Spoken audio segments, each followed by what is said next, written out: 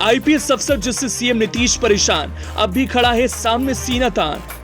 गाली सुनने के बाद भी नहीं खोया वैभव, बिहार का लाल आईपीएस विकास वैभव।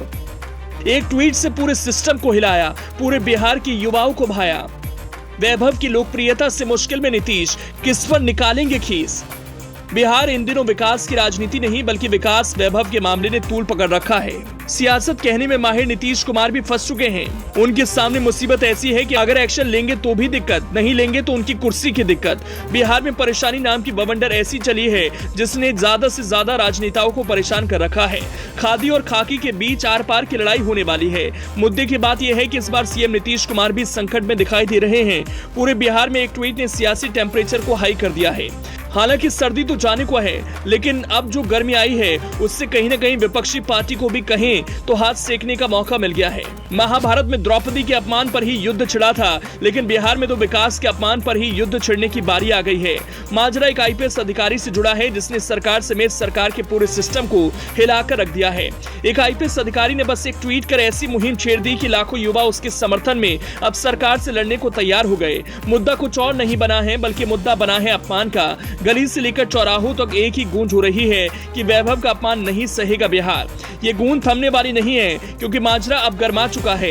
बिहार की सियासत को एक खादी ने ऐसा परेशान किया है कि दिन में भी तारे नजर आने लगे हैं। किसी को गद्दी बचाने की फिक्र है तो किसी को गद्दी पाने की चाहत। बिहार में ऐसा तो कभी नहीं हुआ था। फिर विकास वैभव को लेकर नीतीश सरकार चिंतित क्यों है? आखिर इस दांव के पीछे पूरा मकसद क्या है? इस दांव के पीछे युवाओं का समर्थन आना क्या कहता है? इन सारे सवालों का जवाब हम आपको बताएंगे।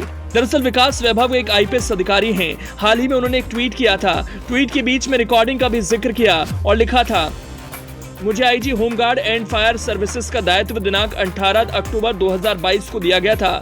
तब से सभी 9 दायित्वों के निर्वहन हेतु हर संभव प्रयास कर रहा हूं। प्रतिदिन तब से अनावश्यक डीजी मैडम के मुख से गालियां ही सुन रहा हूं, परंतु यात्री मन आज वास्तव में द्रवित है। आपको बता दें कि पूरा आरोप डीजी शोभा अहुटकर पर है। हालांकि इस ट्वीट को बाद में डिलीट कर दिया गया, लेकिन मामला बिहार में चर्चा का विषय बन गया और विकास वैभव सोशल मीडिया पर भी ट्रेंड करने लगे।